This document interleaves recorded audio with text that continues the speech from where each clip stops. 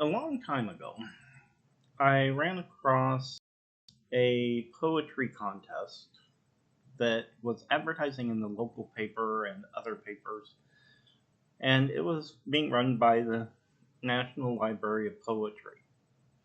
Now, I had some poems at the time, so I submitted one of them, and I received an acceptance letter. And then they followed up with another letter about it being read in an audio publication.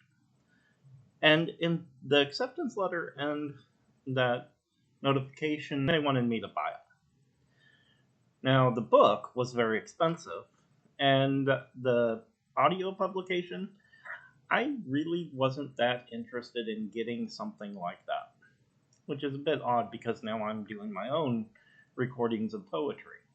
So I didn't buy the book or the recording. And I found out several years later that I was fortunate for not having done so. Because an instructor had a flyer on the door of their office that was basically warning students away from this contest because it was a scam. In essence, what they did was they accepted everything, told the submitters they were going to get published, and they were a semifinalist and whatever, because they wanted the person who submitted their work to buy their book. And in preparation for this video, I looked online to find a little more information about it, and it seems that if you didn't buy their book, you weren't published. So, I don't know if this poem was published or not. I'm going to post a link to a webpage that discusses this and other contests that are scams or likely scams, and it provides some information on what to look for to determine if a contest is legitimate or not.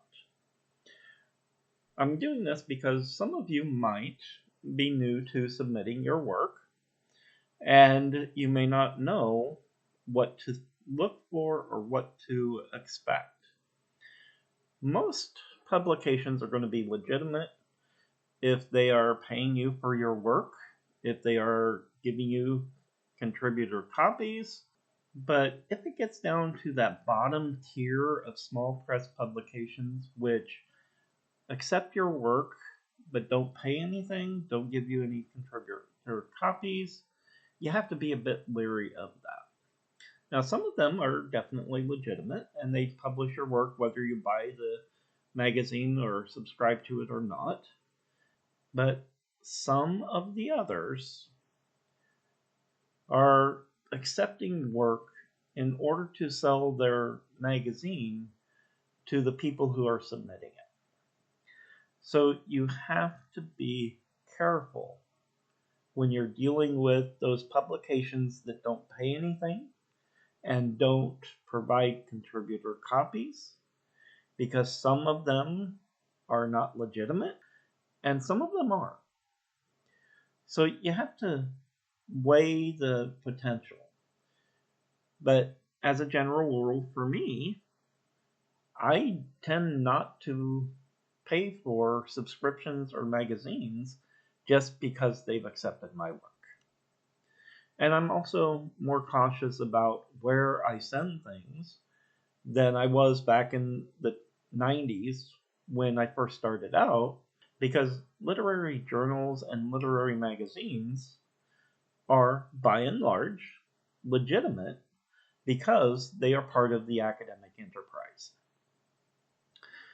The ones that are published online, so you can verify whether they were published or not. And the others, I'm looking for ones that provide contributor copies or pay, because I believe from my past experience and the number of poems I've had published that my work is worth something. And so I should get something for my poetry. Beginning poets often don't think that way because, like me, when I first started out, I was just thrilled to have someone like my poetry enough to publish it. And so, beginning poets who haven't really submitted their work very much and don't know what the publication industry is really like are the ones that contests like the National Library of Poetry contests are targeting. And they're doing it because they want to sell their book. And there are a lot of people who are not good poets, let's be frank, right? Or are inexperienced with the publication industry to know that that particular contest is a scam. And they are counting on it. So I'm providing that link to that web page to help you if you are a beginning poet and thinking about submitting things to recognize what the key things to look for are to identify a scam, especially a contest that is a scam. All that being said, I don't know if my poem Mind Games was published in the Edge of Twilight anthology or not.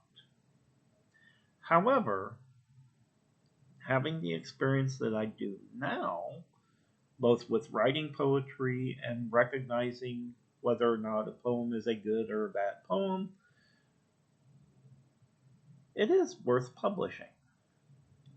So I'm treating this as an uncertain publication because of the nature of the publication that it supposedly appeared in, rather than being a legitimate publication. Now, it could have been published. I just don't know for sure. And that's why I'm putting it in this playlist for the uncertain publications. Anyway, I hope you enjoy the poem, and I apologize for being so long winded in this introduction. Mind games.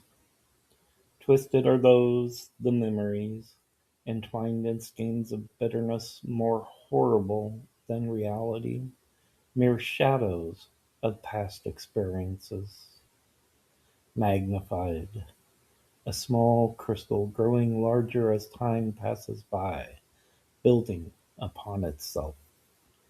Its substance basic, a core of truth hidden beneath layers of fabricated imagery distorted by translucency, a falsehood of security. It is here, buried deep within the soul, that the essence lingers, too fearful to perceive, ignored. I hope you liked this video, and if you did, press the button for it and consider subscribing to the channel. Thank you for your time.